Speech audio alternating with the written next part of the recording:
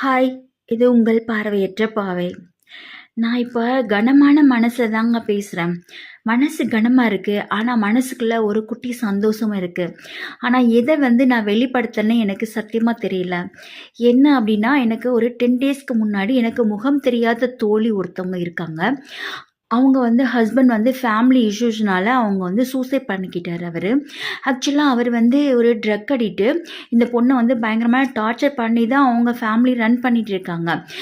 லாஸ்ட்டா ஏதோ ஒரு சம்திங் ஏதோ ப்ராப்ளம்ல சூசைட் பண்ணிக்கிட்டாரு. 10 டேஸா மதுரை ஜிஹெச்ல வச்சிருந்தாங்க. எனக்கு நியூ இயர்க்கு ஃபர்ஸ்ட் நாள் எனக்கு நைட் 7 மணிக்கு அவர் இறந்துட்டாருன்ற நியூஸ் வருது. எனக்கு ஒரு இன்ஃபர்மேஷன் குடுத்தவங்க கிட்ட நான் கேட்குறேன். அந்த முகம் தெரியாத சகோதரிக்கு எனக்கு என்ன சொல்லன்னு கூட எனக்கு தெரியல.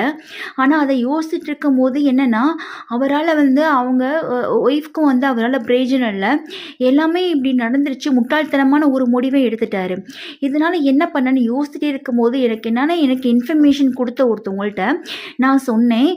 இந்த மாதிரி அவரோட பார்ட்ஸ் ஏதாவது டொனேட் பண்ணலாமே அப்படின்ற ஒரு ஐடியா அவங்கள்ட்ட கேட்டு பாருங்க. ஏன்னா, என்னோட சிச்சுவேஷன் அவங்களுக்கு தெரியும். எனக்கு 2 வருஷமா பார்வை இல்லன்றது தெரியும். அதனால அத கேட்டு பாருங்க அப்படின்னு சொன்னேன். ஆக்சுவலா அவர் பாய்சன் குடிச்சு இறந்துட்டாரு. அதனால அவங்களோட பார்ட்ஸ் எதுவுமே யூஸ் பண்ண முடியாது அப்படின்னு சொல்லிட்டு என்ன பண்ணியிருக்காங்க, டாக்டர்ஸ்ட்ட சொன்னோன்னே என்ன பண்ணியிருக்காங்கன்னா, கண்ணு ஓகே, கண்ணு எடுக்கலான்னு சொல்லியிருக்காங்க. அவங்களும் என்னன்னா, ஓகே கண்ணை நாங்கள் தானம் பண்ணுறோம் அப்படின்னு சொல்லிட்டு அந்த கஷ்டமான சூழ்நிலை மேலே கூட அந்த சகோதரி என்னை யாருன்னே தெரியாது. ஆனால் என்னை பற்றி கேள்விப்பட்டிருக்காங்க.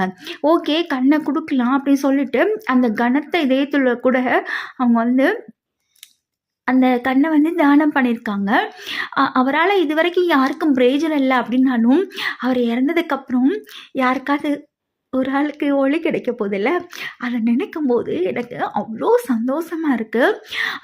சேம் டைம் என்ன தோணுதுன்னா, அந்த சகோதரியோட நிலைமையை யோசிக்கும் போதும் ரொம்ப கஷ்டமாகவும் இருக்குது. இதுக்கு நான் எப்படி அவங்களுக்கு கைமாறு பண்ண போகிறேன்றது எனக்கு தெரியலங்க.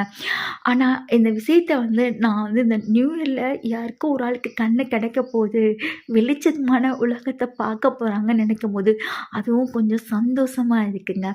இந்த சகோதரி செஞ்ச காரியம் எவ்வளோ பெரிய காரியம் இல்லை. அட்லீஸ்ட் இந்த சகோதரிக்கு ஒரு வாழ்த்து சொல்லினாலும் அவங்க கஷ்டத்தை நம்ம பகிர்ந்துக்கலாம். கமெண்ட் பாக்ஸில் கமெண்ட் பண்ணுங்க. டாடா.